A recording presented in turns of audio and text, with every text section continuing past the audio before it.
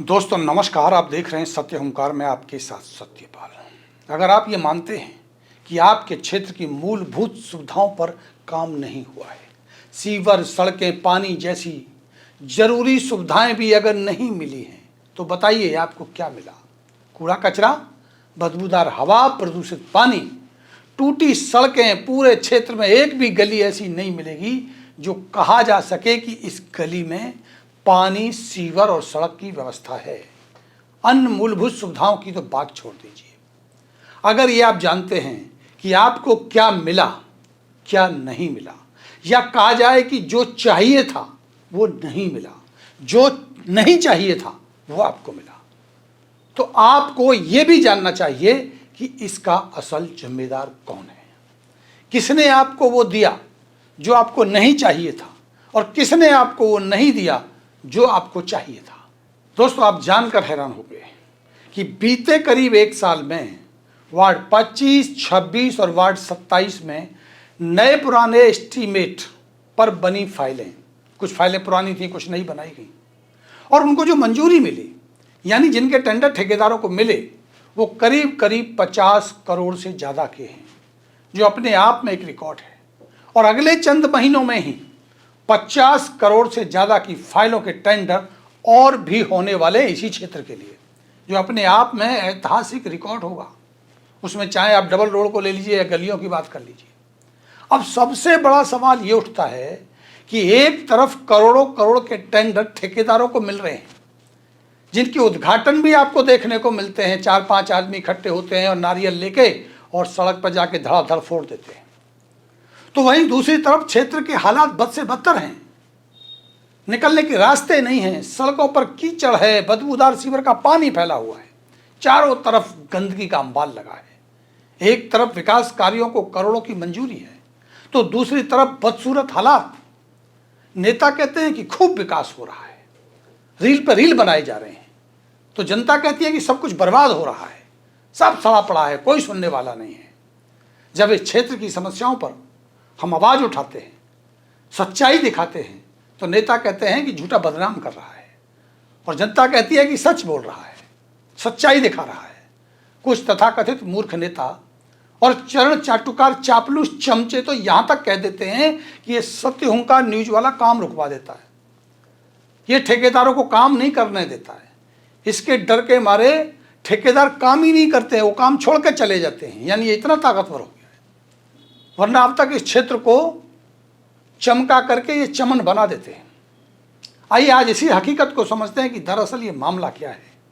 Ward 25, 26 और ward 27 में जब से निगम चुनाव हुए, तब से जब से आरसद पार्षद बने, हमने हमेशा ये कहा कि अब की बार जनता गलत पार्षदों को चुनने के लिए मजबूर होगी, क्योंकि ऐसे ही लोग उनके सामने रखे गए, जिससे इस क्षेत्र के लोगों को इसका खामियाजा भुगतना पड़ेगा।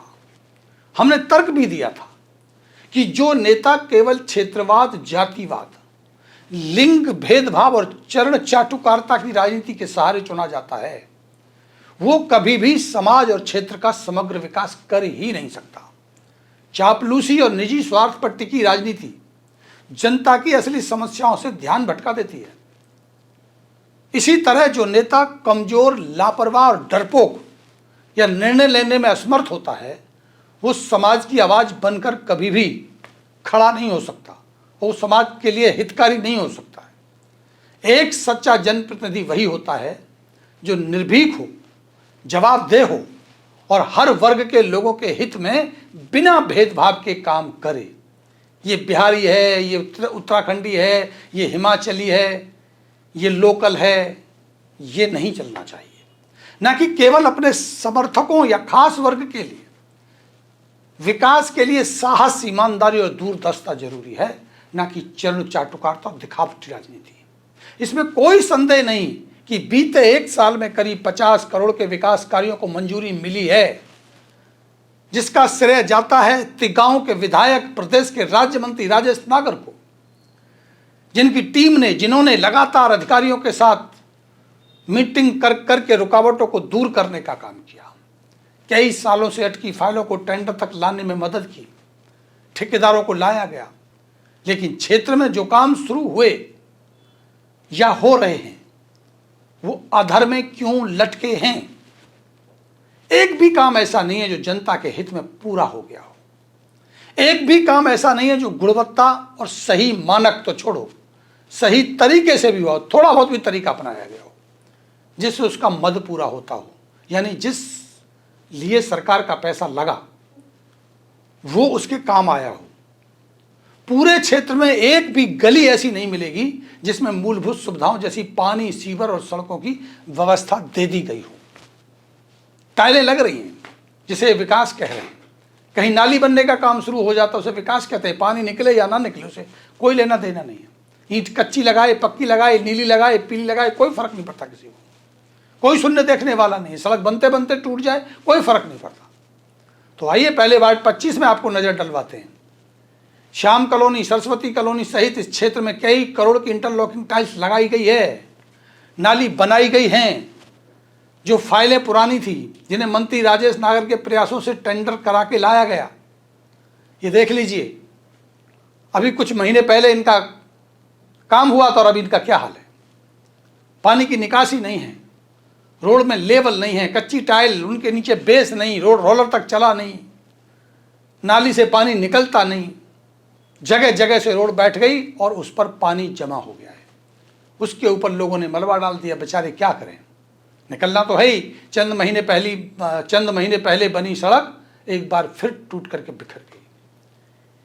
ये देखो, ये सेक्टर 91 का क्षेत्र है जो निगम का एक मात्र सेक्टर है। पूरे फरीदाबाद में निगम का ही एक सेक्टर जो ये है। ये सीवर के पानी का जल भराव हमेशा बना रहता है। ये 81 कोठी रोड से गुजरने वाले लाखों लोगों का रास्ता है। पूरे वार्ड 25 का आप यही हाल है। किसी भी गली में चले जाइए आप। ये क्यों हुआ? क्योंकि आपके गरीब नेताओं ने, जो बेचारे 50 गज के मकान में रहते थे, मंत्री जी ने कहा था, सुन लीजिए। सुमन चंदेल की, जो एक छोटे से 50 गज के मकान में रहता है, सुमन चंदेल, उसको भी हमारी पार्टी ने उनकी पत्नी को यहां से टिकट देकर पार्षद का चुनाव लड़वाया। तो सुना आपने, इनके पास कोई ढंग का रोजगार भी नहीं था, बमुश्किल घर चला पाते थे। पार्टी ने उनकी गैर राजनीतिक कार्यों से संबंधित घरेलू पत्नी को टिकट देकर के पार्षद बनवा दिया। अब वो पहले क्षेत्र समाज की चिंता करें या अपने भविष्य का निर्माण करें, अपने बच्चों की फीस भरें। उन्होंने काम करवाते समय ठेकेदार और निगम अधिकारियों से सही काम की पड़ताल और जवाबदेही रखनी थी, ये उनकी ड्यूटी थी। लेकिन इनके पार्षद पति ने नई योजना लॉन्च कर दी। कुछ तुम खाओ, कुछ हमें खिलाओ और जनता को मूर्ख बनाओ। अब एंटी करप्शन की जांच चल रही है। ये देख लो, सैंपल ले रही है एंटी करप्शन ब्यूरो आके, जांचें होती रहेंगी अपने नए कामों पे। 50 गज में रहने वाले पार्षद पति ने मात्र 1 साल में, क्षेत्र का क्या हुआ भूल जाइए, नया 75 गज के घर का, ऑफिस का लोकार्पण कर दिया है। जनता को मिले उद्घाटन, नेता करते लोकार्पण। आप जानते हैं लोकार्पण उद्घाटन में क्या अंतर होता है, बताएंगे अगले वीडियो में। चलो वार्ड 26 ले चलते हैं आपको। सबसे ज्यादा 20 करोड़ की फाइलों के टेंडर यहीं हुए हैं। उद्घाटन तो होने ही थे जो आप देखते रहते हैं, लेकिन आज की तारीख में जब हम ये वीडियो रिकॉर्ड कर रहे हैं तब एक भी काम वार्ड 26 में नहीं चल रहा है। सब के सब बंद पड़े। कुछ काम हुए हैं, जैसे अगवानपुर में नाली बनी है, ये देखो कैसे बनी है। रोड के ऊपर 1-2 ईंट लगा करके कुछ नई पुरानी कचरे की टाइलें लगाकर दबा दबू कर छिपा छिपाई करके प्लास्टर लगा करके छेप दिया है। अब सुन लीजिए वहाँ के अगवानपुर के नेताजी हैं, सुंदर नेताजी, क्या कह रहे हैं। नालियाँ सही तरीक़ा से नहीं बनाई जा रही हैं। नालियाँ का जो सर्वे है, जो साहब ने स्वयं आगे किया है, उन्होंने कहा है ठेकेदार से कि भाई नालियाँ जो गांव अगवानपुर में बन रही हैं वो बिल्कुल ठीक तरीक़ा से नहीं बन रही हैं। ना ही वो नीचे से पक्की करी जा रही हैं और ना ही उन्हें ढंग से प्लास्टर वगैरह करके उन पर घोल वगैरह चढ़ाया जा रहा है। तो जब नालियाँ ही, सड़कों का पानी भी नाली में नहीं जा पाएगा, सारी नालियाँ ऐसी कि ऐसी नीचे से कच्ची हैं, जब पक्की नहीं हो पाएंगी तो फिर किस फायदा नालियों का। ऐसे तो वो चल ही रहा है। अगवानपुर स्कूल में रोड बनी 8 से 9 इंच मोटी सड़क को 3 इंच में बना रहे थे। हमने हल्ला मचाया, वीडियो बनाया तो ठेकेदार काम बंद करके भाग गया। विनय नगर में पीने के पानी की पाइपलाइन के साथ दोनों तरफ नाली सड़क बनानी थी, कुछ बनी वो भी टूट गई। घटिया काम की शिकायत हुई, एंटी करप्शन के छापे पड़े, सब काम बंद। मेन रोड पर नाली का उद्घाटन कर दिया गया, कोई काम नहीं हो रहा है अभी। आज भी देख लीजिए जाकर, हो रहा हो तो बता दीजिएगा। क्योंकि नाली का ना लेवल है, ना नाली की कोई लेंथ ली गई है, कहाँ बनेगी कहाँ नहीं बनेगी, कहाँ सरकारी सड़क है, पानी कहाँ से आएगा कहाँ जाएगा, कोई प्लानिंग नहीं। उद्घाटन हो गया, उद्घाटन हो गया, उद्घाटन हो गया, काम अभी तक शुरू हुआ नहीं है।